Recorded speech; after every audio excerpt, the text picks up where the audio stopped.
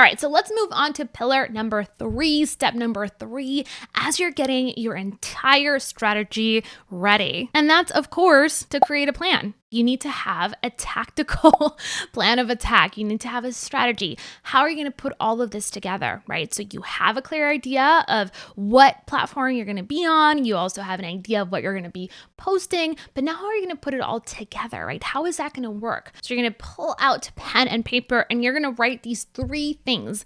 Number 1, what am I going to post? What am I going to post? Number 2, when am I going to post it? When am I going to post it? And number 3, how am I going to measure success? How am I going to measure success? 3 key, very basic, but very important questions to ask yourself as you're putting your strategy and your plan together. We need to know and have a clear idea of what you're going to post, right? How frequently you're going to post it, when are you going to post it, and of course, how you're going to measure it. So very simply, you could have 10 ideas of videos that you're going to create, or podcast episodes, or blogs, or even just social media posts that you're going to create in a more long form, or maybe it's even live video, right? Have 10 ideas and answer that question, what are you going to post? And then answer the question, when? When are you going to post it? So I recommend starting with a frequency when it comes to long form content of once a week. So 1 new video every Wednesday at 10 a.m. goes up on your YouTube channel and on your website. Or maybe it's, Friday mornings at 9 a.m. You're always going to put out a blog post.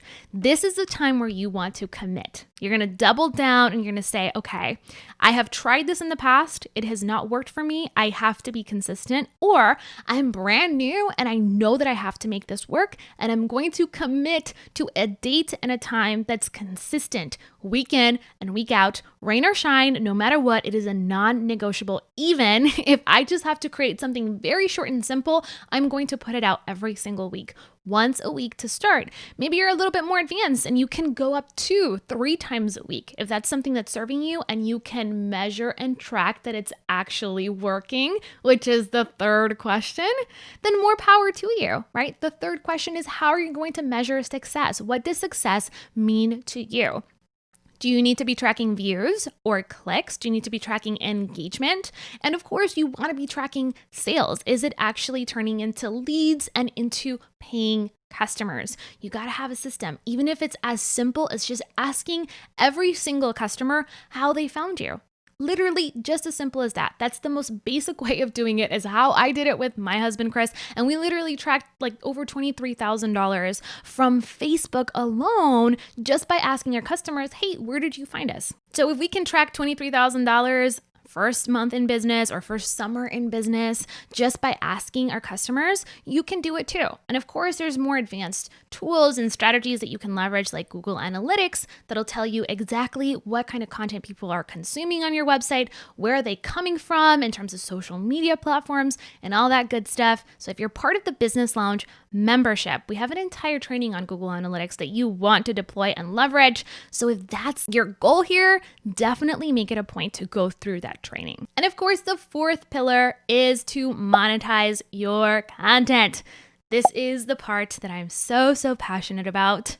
Remember, we talk about profitability over popularity all day long on this show, and I want to make sure that you're taking it seriously. So how are you going to monetize? How are you going to make money from the content that you are creating? So you want to remember that there's an art and a science to selling on social media, and an art and a science to selling with content marketing. And you want to make sure that you're looking for ideas and modeling what's already working for other people that specifically use the platform that you selected. So maybe you're doing blogging, or you're doing video, or you're doing Instagram and Pinterest. You want to figure out what's already working for other people and then apply it to your own business. I know that sounds way more complicated than you think, but it really isn't. If you pay attention and you do the work and you get a little extra help when you need it, you will totally find how to promote.